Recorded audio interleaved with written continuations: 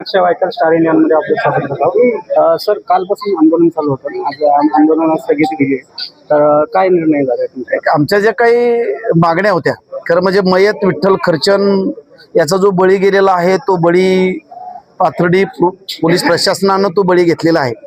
विठ्ठल खर्चन यांच्या मृत्यू जबाबदार पाथर्डी पोलीस स्टेशन आहे.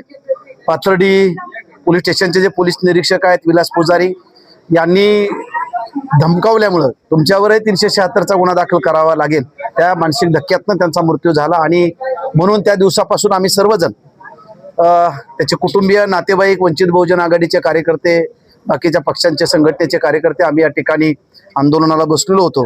आमची मागणी होती की त्याच्यावरती पोलीस निरीक्षकावरती सदोष मनुष्यवधाचा गुन्हा दाखल करावा, त्याचप्रमाणे त्याची बदली करावी.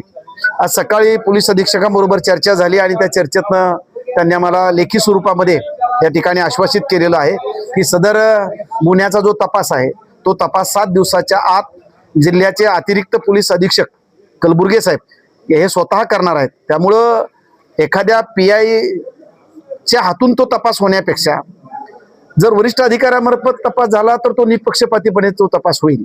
आणि म्हणून ते 7 दिवसाच्या आत ते तपास करणार आहे. प्रेताची विल्हेवाट होऊ नये. 3रा दिवस झालाय. कुटुंब अत्यंत म्हणजे फार वेदना होतात त्या कुटुंबाला, आणि म्हणून सगळ्या गोष्टीचा सारासार विचार करून आम्ही तात्पुरतं हे आंदोलन स्थगित केलेलं आहे.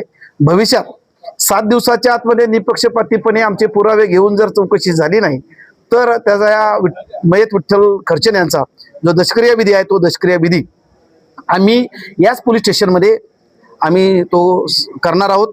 हे आता अतिरिक्त पोलीस अधीक्षकांना आम्ही त्यांच्या समोर सांगितलेलं आहे. त्याच्यामुळे हे आंदोलन हे आम्ही तात्पुरतं स्थगित केलेलं आहे. कॅमेरामन अधिक माहितीसाठी स्टार इंडिया 1 न्यूज पाहत रहा.